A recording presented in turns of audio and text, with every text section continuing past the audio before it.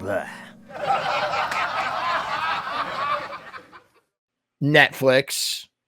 It's called It's What's Inside. This is what I watched. I watched 2 movies today. It's What's Inside, directed by Greg Jardin. I gave it 3.5 stars with a heart on Letterboxd. And it's about a pre-wedding party that descends into an existential nightmare when an estranged friend shows up with a mysterious suitcase.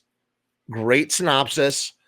And basically, it's a body switching movie. And, you know, there are not too many body switching movies out there outside of, like, you know, Freaky Friday and stuff. Remember Switching Place? There was a couple of them. There's a couple of them.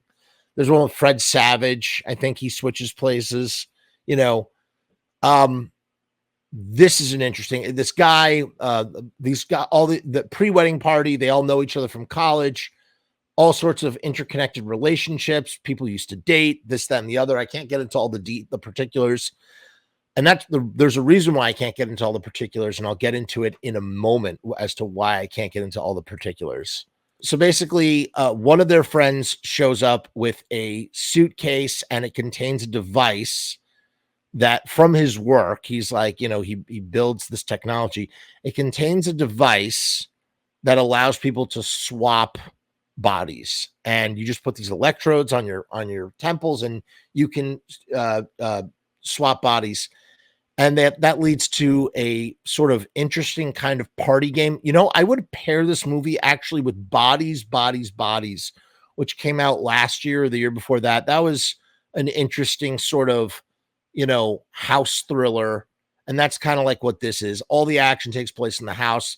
There's 8 people. It's really engaging. You're moving towards a conclusion. You're trying to figure out what's going to happen. And ultimately, like, I felt left down. Ultimately, I felt let down a bit. I respect the places that it went, but it wasn't what I was hoping for. I felt like there was missed opportunity. Here's the thing, to get back to what I was saying, the plot is so confusing. It's so hard to keep track of who's in whose body and what this person wants versus what this one person wants. The filmmaker, Greg, does a great job of sort of showing us the interior consciousness by, like, you know, having the characters with, like, it's kind of very similar to this movie called Patch, where they showed the 3 people who had been Frankenstein together in a kitchen inside of, like, their psychic consciousness. And that's kind of like what they do here. You know, they show us the real who's in, and that's the thing. You don't know who's in whose body.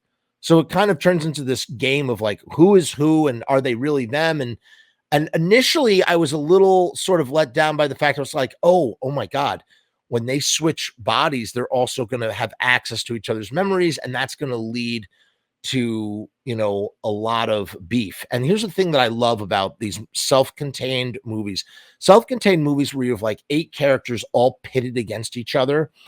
When that's done right, it is the best. It really, really, really is the best. And you can just go all over the map. You know what I mean? While keeping everything contained. And this movie doesn't do that. I mean, it does do that, but it doesn't do that in that way.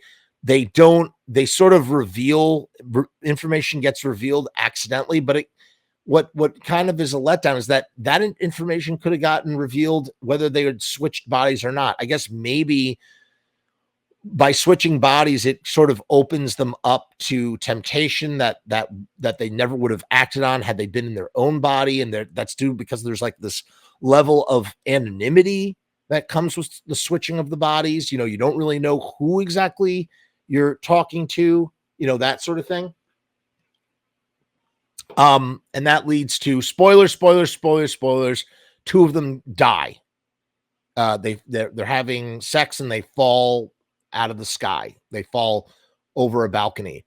And it's great because it kind of leads you to like, oh my God, like these 2 people are stuck in somebody else's body forever because they can't, you know. And then it turns into this whole thing of like, but then, you know, there are choices that are made, and it kind of reflects the first movie we discussed, what we wish for, where people just the choices that are made and like the motivations for some of them, it just doesn't really work. They could have, I kind of wish that they had focused more on the chaos of not knowing who is who and the agenda of this person versus the agenda of that person. That would have been that would have made for a better movie. However, like I said, I didn't know where this thing was going. I was heavily invested because, again, the setup is great.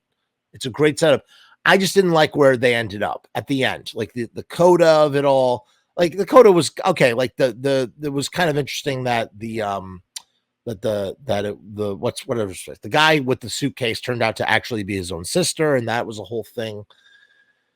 But the movie kind of falls apart for me towards the end. But the first 2 acts are really great, set up some really interesting premises, and then ultimately it just doesn't really go the way that I would want it to go.